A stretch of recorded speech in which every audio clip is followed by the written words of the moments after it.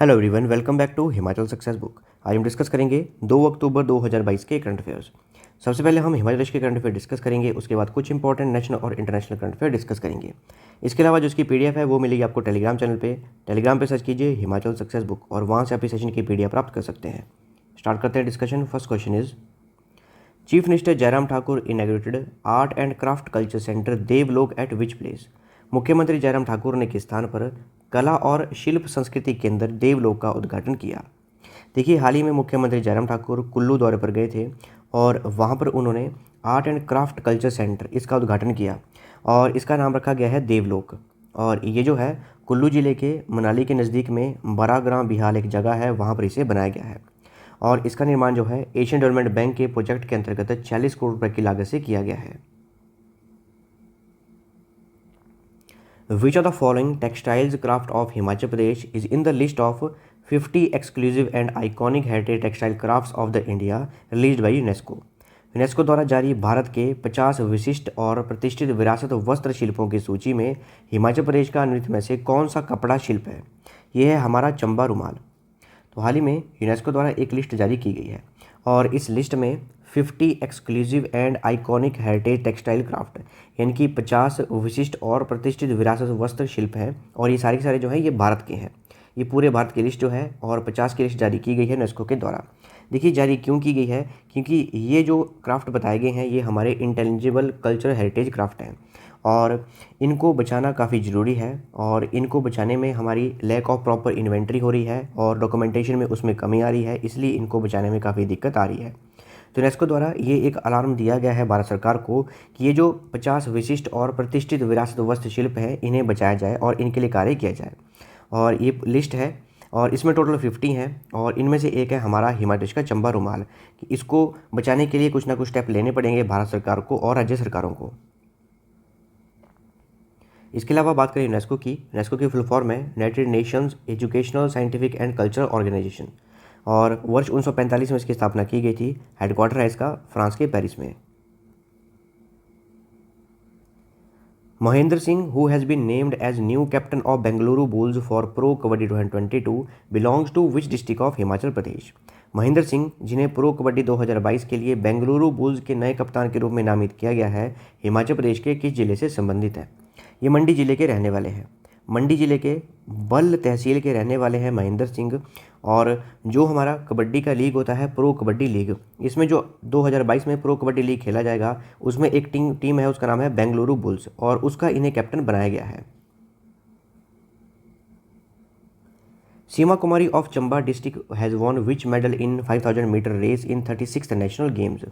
चंबा जिले की सीमा कुमारी ने 36वें राष्ट्रीय खेलों में 5000 मीटर दौड़ में कौन सा पदक जीता है? इन्होंने सिल्वर मेडल जीता है। सीमा कुमारी चंबा जिले की रहने वाली हैं और इन्होंने सिल्वर मेडल जीता है 36वीं नेशनल गेम्स के 5000 मीटर की रेस के इवेंट में। और जो 5000 मीटर की इन्होंने दौड़ दौड़ी ये इन्होंने कवर की 16 मिनट 36 सेकंड में। GST collection of Himachal Pradesh in the month of September has registered an increase of how much percent with the collection of rupees 386 crore. सितंबर महीने में हिमाचल प्रदेश के GST संग्रह में 386 करोड़ रुपए के संग्रह के साथ कितने प्रतिशत की वृद्धि दर्ज की गई है? ये हमारी 18% यानी कि 18% की जो है इंक्रीज जो है दर्ज की गई है और ये बात हो रही है सितंबर मंथ के। तो जो हमारा चालू वित्त वर्ष है, वित्त वर्ष जो हमारा स्टार्ट हुआ था 1 अप्रैल 2022 को, 1 अप्रैल 2022 से लेके ये चलेगा हमारा 31 मार्च 2023 तक, जो हमारा अभी फाइनेंशियल ईयर चला है। और इसके पहले 6 महीनों में जो हमारा GST कलेक्शन है उसमें 28% इंक्रीज़ हुआ है, 28% वृद्धि हुई है और ये बात की जा रही है हिमाचल प्रदेश की। और ये कितना कलेक्ट हुआ है? ये हुआ है 2648 करोड़ रुपये। और बात की जाए इंडिविजुअली सितंबर मंथ की, सितंबर महीने की, तो इसमें 386 करोड़ रुपए हमने GST कलेक्ट किया है और सितंबर 2021 के कंपैरिजन में देखा जाए तो ये 18% इंक्रीज़ हुआ है। डिस्कस करते हैं नेशनल और international current affairs. First question is, PM Narendra Modi inaugurated the world first compressed natural gas terminal at which place. प्रधानमंत्री नरेंद्र मोदी ने किस स्थान पर दुनिया के पहले संपीड़ित प्राकृतिक गैस टर्मिनल का उद्घाटन किया है? ये किया गया है गुजरात के भावनगर में। गुजरात के भावनगर में पूरे वर्ल्ड का पहला कंप्रेस्ड नेचुरल गैस टर्मिनल जो है इसका उद्घाटन किया गया प्रधानमंत्री नरेंद्र मोदी द्वारा। In which state Bathukamma festival 2022 was celebrated recently. हाल ही में किस राज्य में बथुकम्मा उत्सव 2022 मनाया गया? ये मनाया गया हमारा तेलंगाना में। देखिए, तेलंगाना और आंध्र प्रदेश के कुछ हिस्सों में एक फेस्टिवल मनाया जाता है जिसे बोलते हैं बथुकम्मा। और बथुकम्मा का मतलब है the mother goddess comes to life, यानी कि देवी माता, देवी शक्ति जो है हमारे जीवन में आ रही हैं। और ये फेस्टिवल जो है तेलंगाना और आंध्र प्रदेश के कुछ हिस्सों में मनाया जाता है। Which state is set to develop the world's largest jungle safari park by covering 10,000 acres? कौन सा राज्य 10,000 एकड़ को कवर करके दुनिया का सबसे बड़ा जंगल सफारी पार्क विकसित करने के लिए तैयार है? तो ये बनाया जाएगा हरियाणा में। कहाँ बनाया जाएगा? ये बनाया जाएगा हरियाणा में। तो हरियाणा में वर्ल्ड का लार्जेस्ट जंगल सफारी पार्क जो है 10,000 एकड़ भूमि को कवर करके बनाया जाएगा। और ये जो 10,000 एकड़ की भूमि है हरियाणा के गुरुग्राम और नूह डिस्ट्रिक्ट से कवर की जाएंगी। और ये जो है अरावली रेंज में स्थित है। याद रखिएगा, ये गुरुग्राम और नूह डिस्ट्रिक्ट जो है अरावली रेंज में स्थित है और वहाँ पर 10,000 एकड़ भूमि में वर्ल्ड का लार्जेस्ट जंगल सफारी पार्क बनाया जाएगा। इसके अलावा फरवरी 2022 में यूएई में शारजाह सफारी पार्क ये शुरू किया गया था और इससे लगभग 5 गुना बड़ा होगा ये जो हरियाणा में वर्ल्ड का लार्जेस्ट जंगल सफारी पार्क बनाया जाएगा। और ये जो हमारी अरावली रेंज है मुख्य रूप से ये हरियाणा, दिल्ली और राजस्थान और गुजरात इन राज्यों को कवर करती है। याद रखिएगा, अरावली रेंज जो है हमारी ये हरियाणा, दिल्ली, राजस्थान और गुजरात इन्हें कवर करती है। Which country recently signed a deal with India for the export of missiles and weapon system from India? हाल ही में किस देश ने भारत से मिसाइलों और हथियार प्रणालियों के निर्यात के लिए भारत के साथ एक समझौते ज्ञापन पर हस्ताक्षर किए हैं? ये किए गए अर्मेनिया के द्वारा। देखिए, अर्मेनिया और अज़रबैजान ये दो देश हैं और इनके बीच में एक कन्फ्लिक्ट चला हुआ है और अब अर्मेनिया अपनी पोजीशन को स्ट्रॉन्ग करने के लिए और मिसाइल्स और वेपन चाहती हैं और इन्होंने एक डील साइन की है भारत के साथ जिसके अंतर्गत भारत जो है इन्हें मिसाइल और वेपन देगा। मुख्य रूप से जो हमारी पिनाका मिसाइल डिफेंस सिस्टम है वो भी दिया जाएगा इस डील के अंतर्गत अर्मेनिया को। अर्मेनिया की कैपिटल है येरेवान और इनकी करेंसी है Armenian dram. The Ministry of Road Transport and Highways extended the deadline for the mandatory implementation of the 6 airbags rule for passenger cars M1 category to which date? सड़क परिवहन और राजमार्ग मंत्रालय ने यात्री कारों M1 श्रेणी के लिए 6 एयरबैग नियम के अनिवार्य कार्यान्वयन की सीमा को किस तारीख तक बढ़ा दिया है? ये बढ़ा दिया गया है अक्टूबर 2023 तक। देखिए, जो हमारा road transport and highway ministry है उनके द्वारा ये मैंडेटरी किया गया है कि जो हमारी M1 कैटेगरी की कार हैं जिन्हें कहते हैं हम पैसेंजर कार, M1 कैटेगरी की कार को कहते हैं पैसेंजर कार, इनमें हमारी 8 से ज़्यादा सीट्स होती हैं और इनके लिए 6 एयरबैग जो हैं वो मैंडेटरी किए गए हैं और ये बोला गया है हमारे road transport and highway ministry के द्वारा। तो इसको जो इम्प्लीमेंटेशन की लास्ट डेट है वो रखी गई है अक्टूबर 2023, यानी कि अगले वर्ष तक इसे कंप्लीट होना पड़ेगा, इम्प्लीमेंट करना पड़ेगा सभी को। Which has become the India's first state or union territory to achieve a 100% coverage of precautionary dose? कौन सा राज्य केंद्र शासित प्रदेश एहतियाती खुराक का 100% कवरेज हासिल करने वाला भारत का पहला राज्य या केंद्र शासित प्रदेश बन गया है? देखिए, जो कोविड-19 की डोजेज लगाई जा रही हैं, सबसे पहले फर्स्ट डोज लगाएगी, उसके बाद सेकंड लगाएगी और अब प्रिकॉशनरी डोज जो है वो लगाई जा रही है।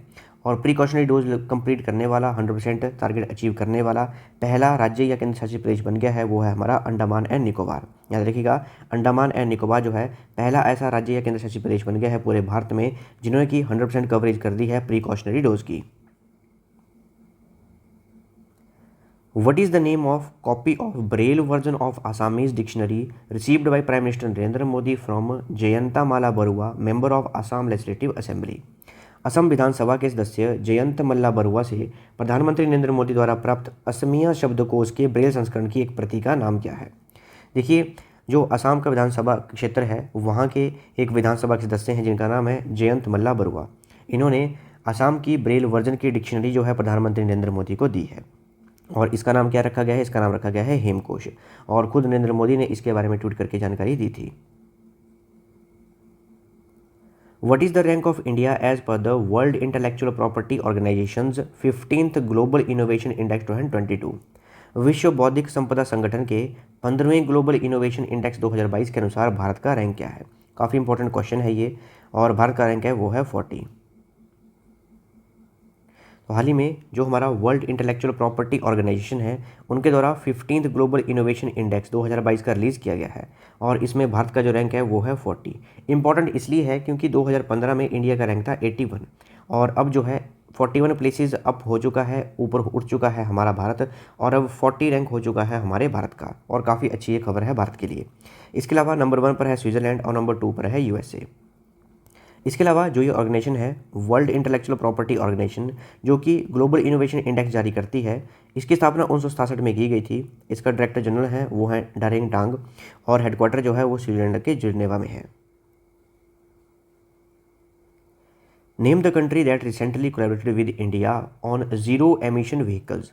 उस देश का नाम बताइए जिसने हाल ही में जीरो एमिशन व्हीकल्स पर भारत के साथ सहयोग किया है। ये किया है कैलिफोर्निया ने। Which of the following organizations recently collaborated with the Government of India to launch $1 billion in funds for financing electric vehicles? निम्न में से किस संगठन ने हाल ही में इलेक्ट्रिक वाहनों के वित्त पोषण के लिए $1 बिलियन का फंड लॉन्च करने के लिए भारत सरकार के साथ सहयोग किया है? ये किया गया है वर्ल्ड बैंक और small industry development bank of India, यानी कि वर्ल्ड बैंक और सिडबी जो है ये भारत सरकार के साथ मिलेंगी और इनके साथ मिलने के बाद जो है ये क्या करेंगी, इलेक्ट्रिक वाहनों के वित्त पोषण के लिए $1 बिलियन का फंड देंगी। $1 बिलियन का जो है फंड दिया जाएगा।